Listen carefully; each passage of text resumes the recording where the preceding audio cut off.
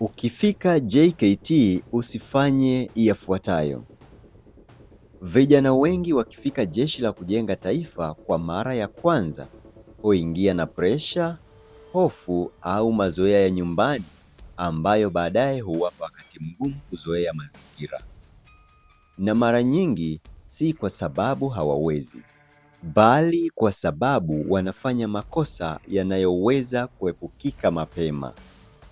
Karibu, hii ni Jack Media TZ, mahali ambapo kila hatua ni maarifa na kila maarifa ni nguvu. Katika kipindi hiki, tutaangalia baadhi ya mambo ambayo ni bora kuyaepuka unapofika JKT kwa mujibu. Namba 1, epuka kuingia na jeuri. Moja ya makosa ambayo baadhi ya vijana hufanya ni kuingia tayari wanajiona wanajua kila kitu. Lakini ukweli ni kwamba mazingira mapya huhitaji kujifunza, kusikiliza na kuzoea mfumo uliopo. Namba 2, epuka kupuuza ratiba. JKT mara nyingi huwa na ratiba inayohitaji umakini mkubwa wa muda. Kwa hiyo, kuchelewa, kupuuza maelekezo au kutozingatia muda vinaweza kukuletea changamoto mapema. Namba 3, epuka kujitenga na wengine. Wapo vijana ambao wakifika wanakuwa kimya sana, hawashirikiani au wanajitenga na wengine.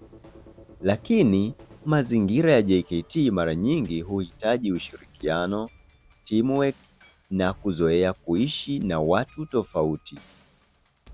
Namba 4, epuka kuingia na hofu kubwa. Ni kawaida kuwa na mawazo mengi kabla ya kwenda JKT. Lakini ukiingia ukiwa tayari una hofu kupita kiasi kutokana na simulizi mbalimbali, inaweza kukufanya ushindwe kuzoea mazingira vizuri.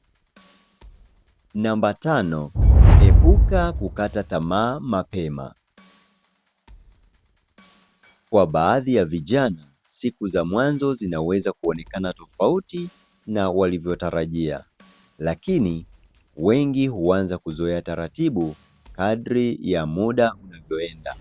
Ndiyo maana ni muhimu kuwa na uvumilivu, kujifunza na kutokata tamaa mapema. Kumbuka, lengo kubwa siyo kwenda JKT ukiwa tayari umezoea kila kitu, bali ni kwenda ukiwa tayari kujifunza, kuadapti mazingira mapya na kujijenga kimwili na kisaikolojia. Kwa hiyo, ukienda JKT kwa mujibu, heshimu mazingira, fuata maelekezo na jipe muda wa kuzoea mfumo mpya wa maisha. Usisahau kulike, kushare na kusubscribe ili usikose video nyingine kupitia Jack Media TZ.